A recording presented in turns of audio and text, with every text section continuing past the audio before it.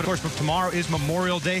When we return, we will look ahead at a special Memorial Day moment.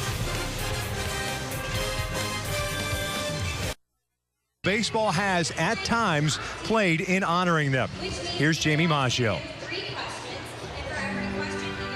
If you happen upon a tree living in the midst of much sorrow, with 4 pairs of boots hanging from its limbs, best to leave them be.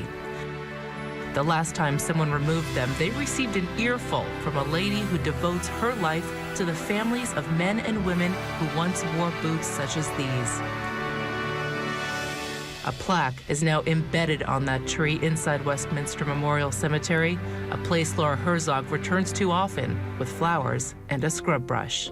My life changed when I had my first hero mission on the 10th of November 2009, which was when Justin was killed. And sitting in that living room, watching Justin's mother grip and hold a picture of her holding him as a newborn, and watching her cry, I knew then that no matter what I did, I knew I could not quit serving these families. The inspiration to keep the memories of fallen soldiers alive came to Laura when she worked as a civilian at the Los Alamitos Joint Forces Training Base.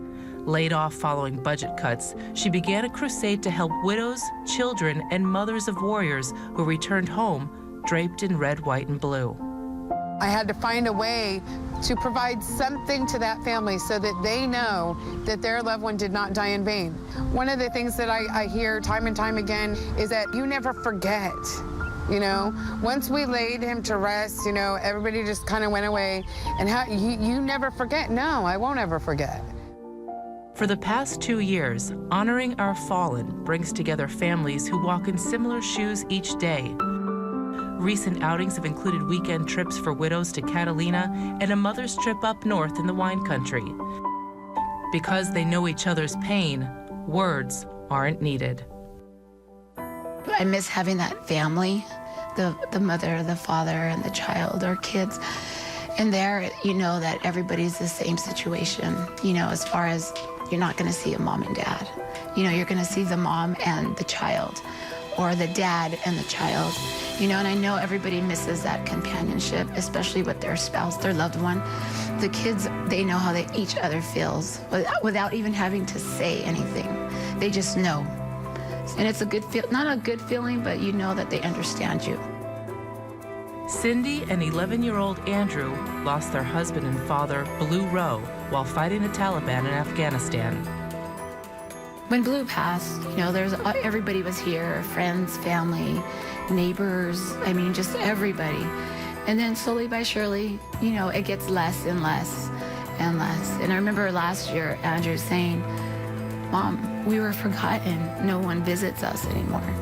And I was like, it's not that, it's just everybody moves on, you know? And I try to make him understand that we're not forgotten. Well, I take care of my mom sometimes when she has her days, and then she takes care of me when I have my days. It makes me feel like I'm loved and that I'm not left out of the world.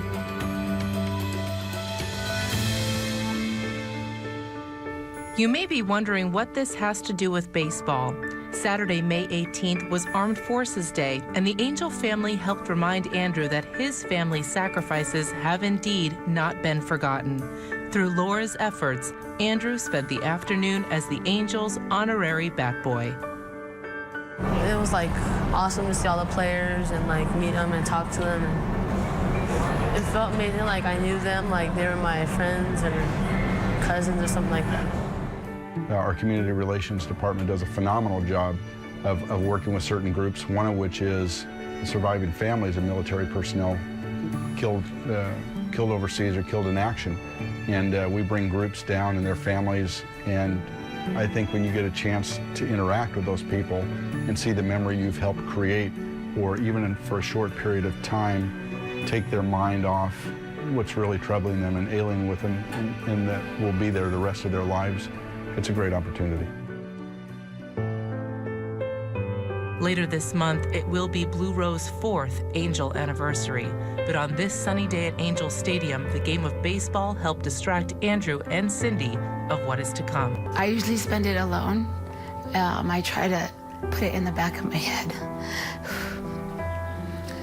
But I try to remember that, you know, Blue would not want me to be sad, you know, but I know that I have to keep moving. I have to stay strong. Andrew's my rock. So I know I have to make sure that you got to keep going. You got to move on and be strong and move forward. Thank you, Jamie. Tomorrow, all major